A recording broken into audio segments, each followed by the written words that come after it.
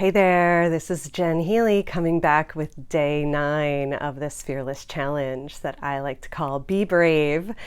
So I wanted to talk today about the origin of fear and what fears are coming up for us in any moment, particularly on my journey. I want to share with you my fear of being too woo-woo when I share some of the things that are actually very important to me and that are near and dear to my heart.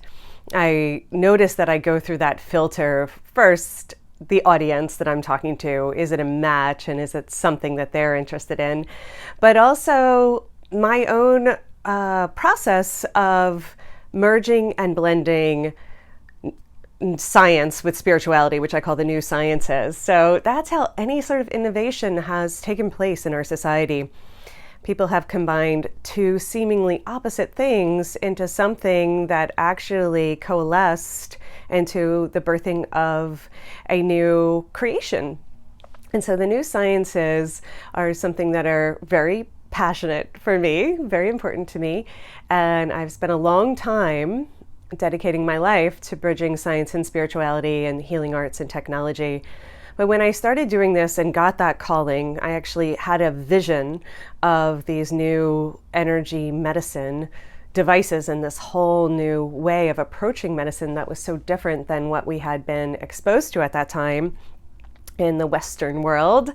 That's when I started to switch everything over. And I'm going to tell a little story about when I went to Berkeley and I was doing research in quantum effects. That's like studying the way tiny things act strange and they don't follow the same laws, the same macrocosm laws when we get down to those nanoscales. So I was hired to do research in one of the top labs, and you guys probably know that Berkeley is one of the top schools in the nation for engineering and physics, and so it's, considered a privilege and really hard to get into.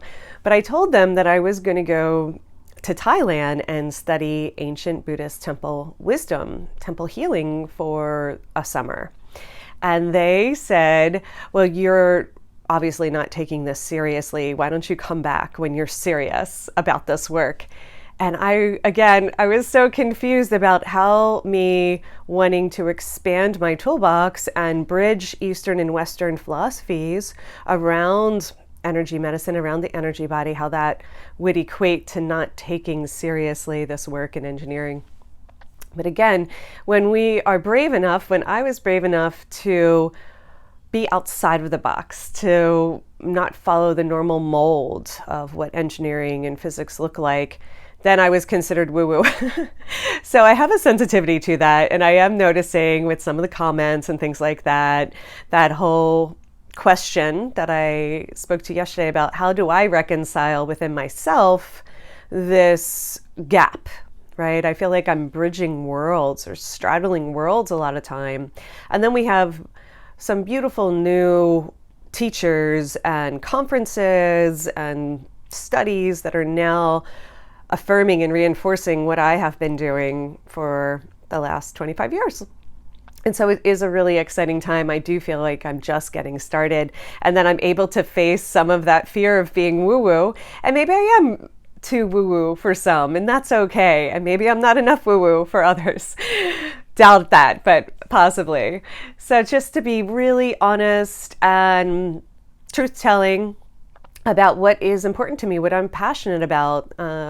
Just recently, I was so deeply pleased. I was thrilled that Tony Robbins came out with his Life Force book that in one of the chapters said that the electromagnetic therapies have been shown to naturally increase stem cell production to accelerate the body's ability to heal. And that was one of the things that has been the biggest passion for mine. And I have 10 different electromagnetic therapies I use in combination in my practice. This has been for about 20 years. It's been a long time of bridging healing and technologies, hence the second company I have, Healing Technologies, and that it is a thing, and it just makes my heart sing to see these clinical studies done that are proving this, where everyone at the beginning of investing hundreds of thousands of dollars into these technologies are like, does this even work? And this doesn't do anything. And all that kind of doubt when we come across something new and when we're exposed to new medicine or new science. It's good to have a healthy, constructive amount of trepidation. But when we just debunk anything new as being too woo-woo, therefore doesn't have enough validity or credibility, then we're missing out on the growth and the expansion that we are actually here for. I feel like we are here to bridge worlds, and we are here to create new sciences and just new ways of expressing ourselves, not just regurgitate what we've already learned, but to expand upon it and to explore, right? So a lot of the things that I create, like the Quantum Playground, is an opportunity to explore and experience the body in new ways. It's infinite ways to play.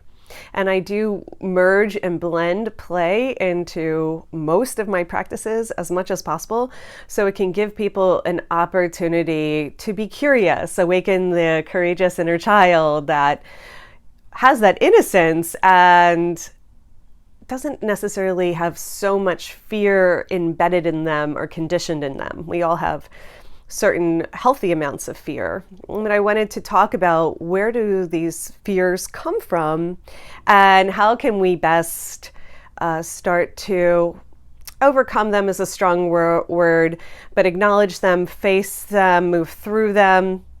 We don't need to kill the fear or make the fear go away. Like I've said, the fear is always there, and I question it and I lean into it and I get curious. I had a great session yesterday with one of my clients, really leaning in and embracing some of these fears and understanding they're literally just thought forms that we have picked up along our physical trail, usually entrained or conditioned from our environments, and we take on the same belief systems unless they are explored and questioned, and just allowing ourselves to come up with our own belief systems, our own values, instead of just taking on like an old jacket that is passed down and saying, well, everybody wears this jacket in my family, so I wear it too.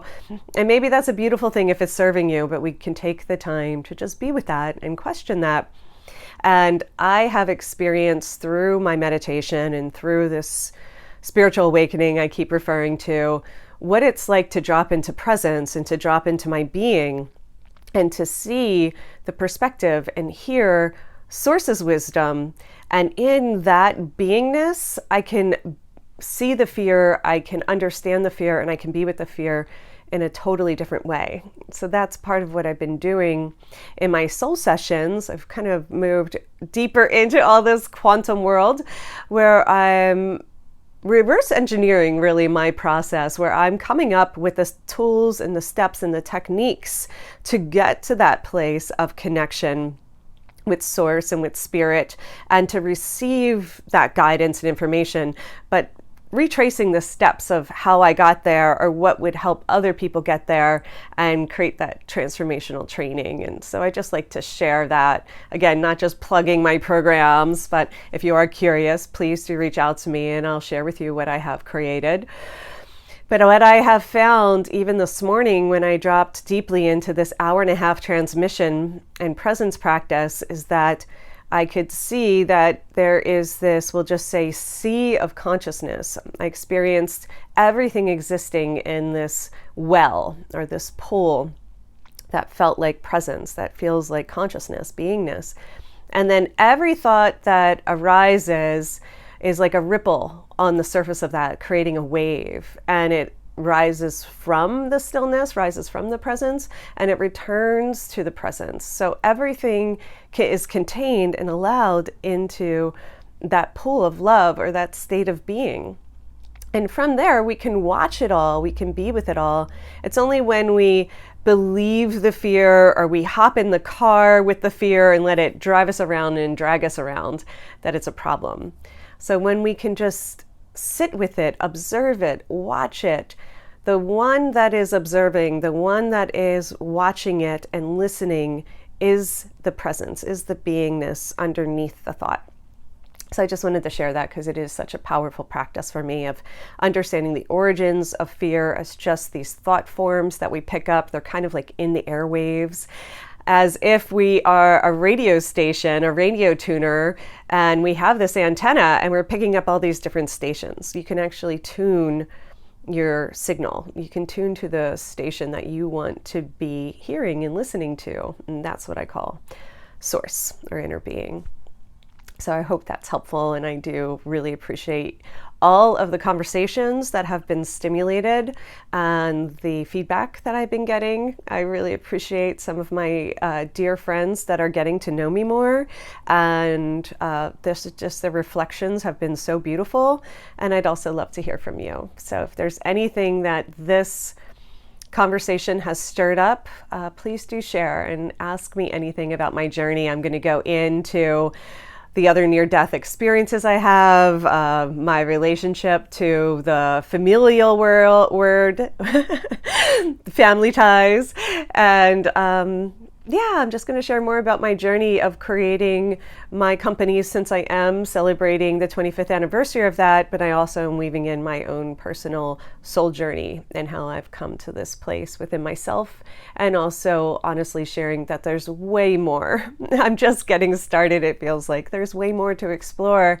and I'm excited. I'm excited to share this journey with you. Thank you so much. Aloha.